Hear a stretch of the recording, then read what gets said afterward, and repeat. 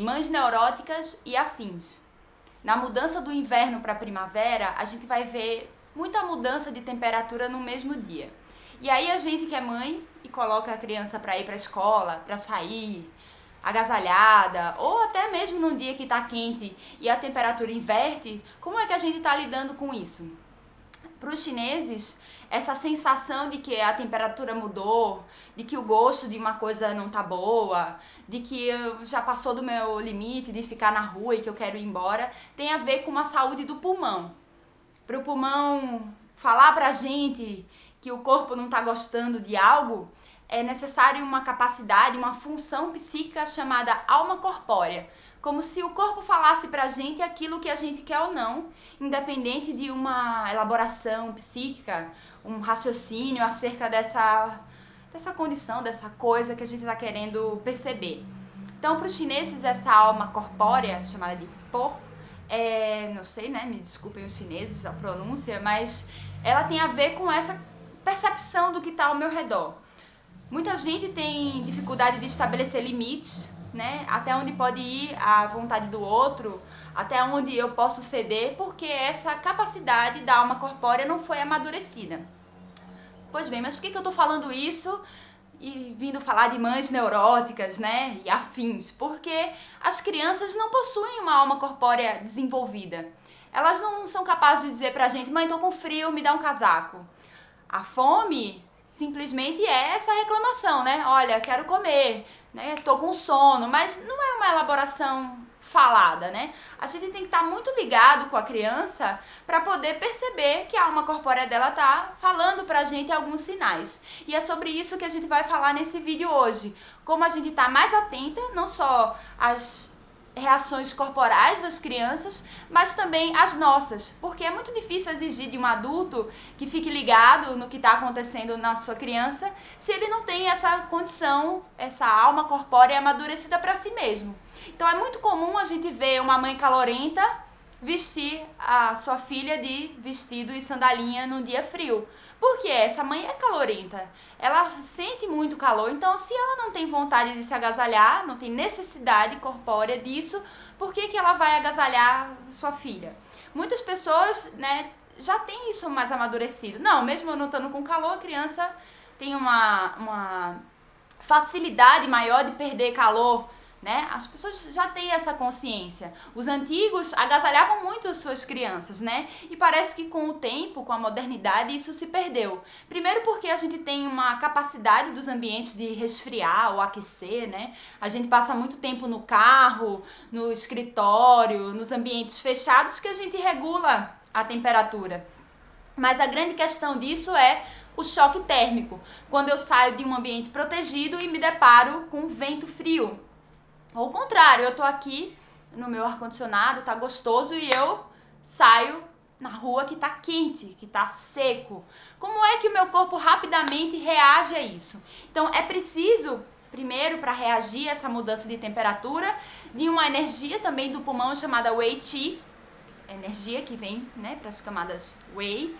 Me desculpem também os acupunturistas que sabem mais sobre esses termos, eu sou apenas uma estudante, né, uma discípula que está aí nesse caminho, mas esse Wei Qi, ele tem que vir para fora para proteger o nosso corpo. Quando ele não vem, esse vento, esse vírus, essa invasão externa acontece. A primeira coisa, muitas vezes, é espirrar. Começar a perder esse calor, então as mãos ficam geladas, né, o pé fica frio. Então é muito importante que a gente perceba se a gente tá num dia quente, mas às vezes a casa tá fria, o chão da casa tá gelado. Nossa, Fernanda, mas poxa, você é tão radical, né? Tá mó calor aqui e tal, aí você bota o pé no chão, aquele azulejo gelado, né? Eu até escrevi um texto recentemente que fala, isso era Manifesto da Mãe Acupunturista no Inverno. Eu tava bem chateada porque as crianças passam muito tempo, né, no chão frio, na terra até fria. Isso é necessário que as crianças vão para a terra, que elas brinquem, mas como que a gente vai protegê-las desse ambiente mais úmido, né, desse ambiente que varia a temperatura? Então, algumas dicas a gente vai precisar olhar hoje. A primeira é, tá frio, a gente vai agasalhar. Mas tem uma mudança no corpo da criança. Ela vai aquecer. E para os chineses, tudo que é calor tende a subir. Então, às vezes, a gente tá num dia frio, mas a criança tá com a parte de cima quente.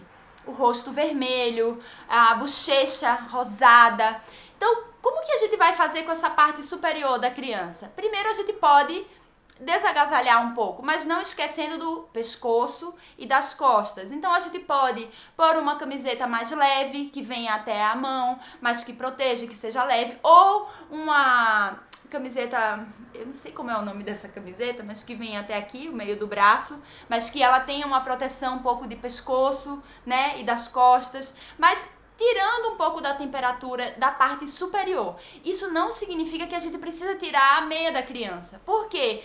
Pelo pé é onde a gente perde muita energia. Quem acompanha os vídeos aqui sabe que o pé é uma região muito protegida pelos chineses, porque é onde nasce a energia dos rins, é onde a gente acessa o útero, acessa o nosso fígado, o nosso baço, que é responsável por a gente absorver aquilo que a gente come, transformar, metabolizar, né, o nosso alimento. Então, se eu fico com o pé no chão frio muito tempo, eu vou perdendo energia pro ambiente, né? Essa energia que ia estar me nutrindo, me vitalizando, se fosse uma areia mais quente, numa temperatura mais amena, isso vai me desvitalizando quando esse ambiente é gelado. Então, ok, até aqui, acho que sim, né? Para os chineses e até mesmo na antroposofia, muitas medicinas, né, orientais, elas tratam o pé frio como um grande índice da febre. Porque se eu não estou esquentando a parte de baixo do meu corpo, esse calor tende a subir para a cabeça. Então a gente vai ficar com a cabeça quente, a cabeça suando. Esse é o primeiro indício das crianças que a gente precisa resfriar em cima e aquecer embaixo. Então o pezinho sempre guardadinho ou quentinho, tá? Vamos deixar a criança descalça um pouco. Vamos, mas vamos observar como ela reage. Se a mão dela ficou gelada, se o pé ficou gelado, se ela começa a ficar pálida. Prestem atenção, tem crianças que são naturalmente pálidas e crianças que ficam pálidas em alguns momentos.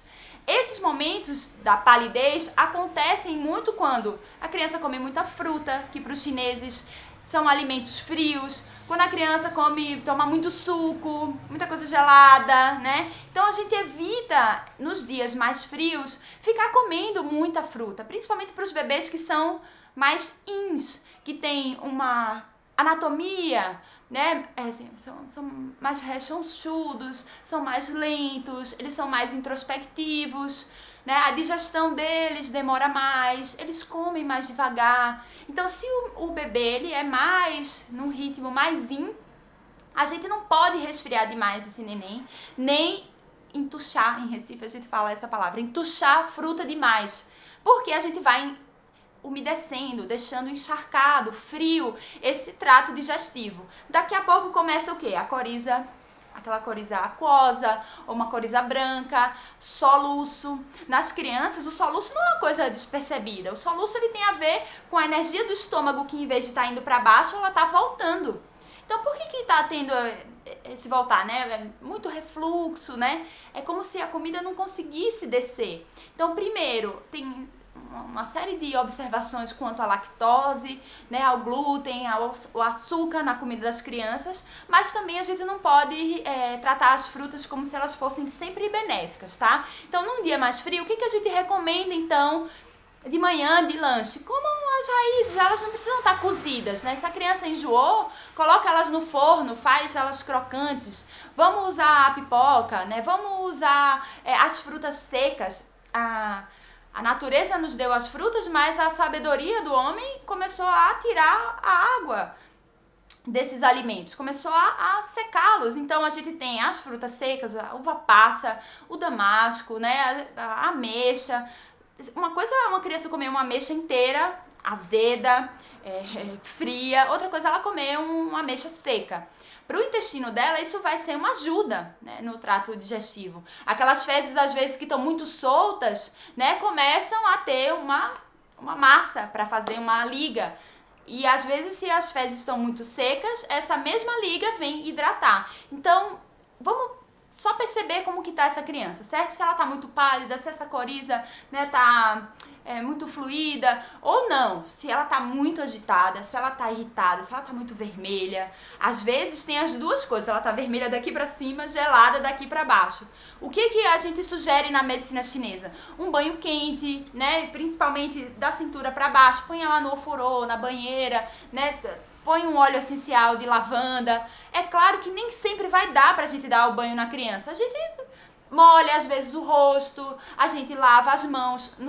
Nas mãos, a gente tem o canal do coração, do pericárdio, tudo que rege essa parte superior do corpo. Então, às vezes, fazer uma lavagem das mãos com uma água, né, na temperatura ambiente, molhar um pouco o rosto, faz com que esse calor desça, tá bom? E aquecer os pés, tá? Às vezes também não precisa fazer um escalda-pés na criança, dar um banho quente, mas esquenta um pouco de água numa panela, né? Faz tipo um escalda-pés de criança, é a coisa mais fácil de fazer, né? Tipo, um pouquinho de água, uma panelinha, põe o pezinho dela, na hora ela relaxa e acalma, tá? Porque essa relação do calor na cabeça perturba o coração. E era uma das coisas também que eu queria trazer nesse vídeo, porque muita coisa se atribui à idade da criança, né? Ah, não, a criança de 2 anos, ela tende a ficar mais irritada, são os hormônios, né? A criança está em desenvolvimento e tal. Só que tem uma coisa que é da idade e tem uma coisa que é do pico de desenvolvimento, do pico de crescimento, do dente vindo para fora. Então, esse yang, ele sobe com tudo para a cabeça. E a criança, ela vai ficar mais irritada, ela vai perder a consciência, ela vai quebrar tudo. Então, nesse dia, a gente precisa resfriar a criança, tá? Nem sempre a gente vai, taca suco, taca fruta, né? A gente pode ter outras maneiras de hidratar, né, a criança sem precisar colocar frutas tão frias. Então, se vai usar frutas, vamos escolher as vermelhas. Então, a melancia, o melão, mesmo não sendo uma fruta vermelha que tem a ver com o coração, mas ela hidrata o pulmão, tá? Mas a beterraba entra com um valor, assim, único nesses casos, porque a gente tem uma raiz que vai nutrir o sistema digestivo, ajudar a formar mais sangue, e ela vai baixar essa temperatura, nutrindo o coração. Então, a gente pode usar muito beterraba, até no suco, né? Até cozida, fazer coisas com beterraba, tá? Vai ajudar a criança nesse momento. As massagens, esses banhos, né? Resfriar em cima com inalação, ajuda muito também, tá bom? Então, a gente não pode também atribuir muitas coisas somente ao temperamento, tá? Vamos entender que isso faz parte também de uma condição física. Nesses dias, a gente prioriza o chá de hortelã para as crianças. Ele tem uma capacidade de não só acalmar o estômago, que é benéfico demais para o estômago, ele sobe para o pulmão, ele hidrata o pulmão, ele drena calor, mas ele tem uma relação direta com a mente também. Então, a criança, ela se beneficia muito do chá de hortelã. E não é uma coisa difícil de encontrar, nem difícil de fazer, tá? Muitas vezes a gente pode comprar hortelã in natura e fazer a criança experimentar, testar esse paladar, né, nessa experimentação, e vai ser benéfico também. O óleo essencial de hortelã, ele também é benéfico. A gente tem a lavanda, mas o óleo essencial de hortelã, ele beneficia o estômago, né? Então, tem dias que a criança tá assim numa ânsia, numa vontade grande, né, de comer, porque ela tá nesse salto, e a gente pode ajudar a acalmar o estômago, ajudar a digerir melhor. As fezes que ficam muitas vezes com um cheiro forte, muito diarreicas, né? Você tem cólica, a criança, o hortelã também ajuda nisso, tá certo? E também pensar nesse equilíbrio da alimentação. Então, não vamos exagerar muito nas frutas, não vamos exagerar muito nem no aquecer, nem no resfriar, tá? Os grãos, eles têm um papel importante na alimentação das crianças. Então, por exemplo, até mesmo o amendoim, ele passa despercebido, não só esse amendoim torrado, né? Mas o amendoim cozido, né, como uma opção de lanche, a pipoca, né, porque aí vem o milho. É claro que a gente tem que se comprometer com a qualidade desse milho, que milho é esse que chega, né, mas a gente oferecer isso para as crianças. Uma outra coisa, depois do leite materno, os chineses dizem que o ovo é o alimento mais rico que tem. Então, assim, nos dias de pico, é importante que a criança não deixe de comer o ovo, não deixe de ter essa nutrição, tá? Da mesma forma como o ovo, ele complementa esse yin, né, essa nutrição que vai vir para a parte superior do corpo contendo esse yang que sobe, as algas marinhas podem vir para a nossa alimentação. A gente tem na culinária japonesa, né, nori, que é aquela alga que envolve o sushi, mas a gente tem outras algas. A gente tem a hijiki, que pode ir, né, nessas crepiocas que a gente faz, nutre muito mais, deixa a crepioca mais rica. A gente tem a wakame, que é uma alga que pode ir nas sopas, no arroz, tá? E a gente vai permeando a alimentação das crianças de mais variedade. Eu acho que o que a gente peca muito é escolher, né? A criança, ela gosta mais de tal coisa e 2, 3 tipos de alimento, então a gente vai sempre neles, né? Então, quanto mais a gente oferece às crianças essa variedade, melhor. Então, não vamos ficar tão refém das frutas, tá bom? Para os nossos filhos, porque elas ajudam até o momento. Tem outros que elas só vão ajudar a fazer mais muco, a piorar a digestão, a ter muitos gases. E isso é uma sabedoria milenar. Então, pôs no Google, né? Excesso de frutas e alimentação, você vai ter uma série de informações que não são benéficas. Então, para os nossos bebês que estão amadurecendo o trato digestivo, que vão formar aí na primeira infância toda a reserva de energia que a gente vai precisar na adolescência, vai precisar na maturidade, na maioridade, a gente vai evitar uma lesãozinha aí nos nossos filhos. Essa lesão que a gente não conseguiu evitar na gente, né? A nossa geração cresceu sendo entupida de produtos industrializados como se fosse benéfico, e hoje em dia a gente já tem acesso à informação para fazer diferente, tá bom? Então, lições desse vídeo são poder olhar para a criança, poder analisar a criança. Outra coisa importante, né? O bônus do vídeo. Observe, tenha o hábito com o seu filho de olhar a língua dele. Pede pra mostrar pra mamãe, mostra aqui. Sempre da gente tá olhando a língua. Por quê? Muitas vezes a gente vai ver uma língua que tá super pálida, super inchada, né, com uma saburra super branca. Nesse canal a gente tem um vídeo falando das línguas, né, e como a gente analisou várias, mas nas crianças isso é rapidíssimo. E às vezes a gente tá com uma língua vermelha, cheia de bolinhas, com uma saburra amarela. Então assim, são extremos, percebe? Tudo que é muito vermelho, muito inflamado, vai falar pra gente de um calor que vai precisar ser resfriado, e tudo que é muito pálido, tá faltando sangue, pra onde tá indo esse sangue? Se ele não está vindo, como que a gente pode caprichar nessa nutrição, densificando essa alimentação e às vezes aquecendo essa criança melhor. E não só de fora, né, pra dentro, com casaco, mas de dentro pra fora. Será que a gente tem tomado um chazinho de erva doce? Como que tá a digestão desse neném? Tem muitos gases, não tem? Então, só da gente poder olhar e perceber que é mutável, né? A criança que ela tá com frio agora, ela pode estar com calor daqui a pouco. Um calor pode se converter em frio. Eu posso ter calor em cima, frio embaixo, tá? Porque assim como é fora, para os chineses, é dentro. Então, como a nossa fisiologia muda, assim como o dia tá mudando, né? Começa frio, vai pro calor e vice-versa, a nossa fisiologia também. Então, o que vai dizer pra gente que a gente tem que ser maleável, né? Nem tanto ao céu, nem tanto à terra. A nossa função aqui é estar no meio disso tudo, fazendo um fluxo benéfico de energia, tá bom? Então, se tiverem dúvidas, mandem aqui nos comentários, porque a ideia é a gente fazendo mais e mais vídeos. Esse debate sobre como proteger as crianças, como nutrir as crianças, tem a ver com também a nossa rotina, como que a gente vai se nutrir, como que a gente vai se proteger. Só que quando a gente olha para um ser que depende da gente, a gente tem que redobrar essa atenção, né? A gente às vezes está ligado demais, mas não sabe como reagir, não sabe como orientar. Então, que a gente possa, com a medicina chinesa, trazer para a nossa rotina esses pequenos ajustes que fazem toda a diferença, tá bom? É isso, até mais!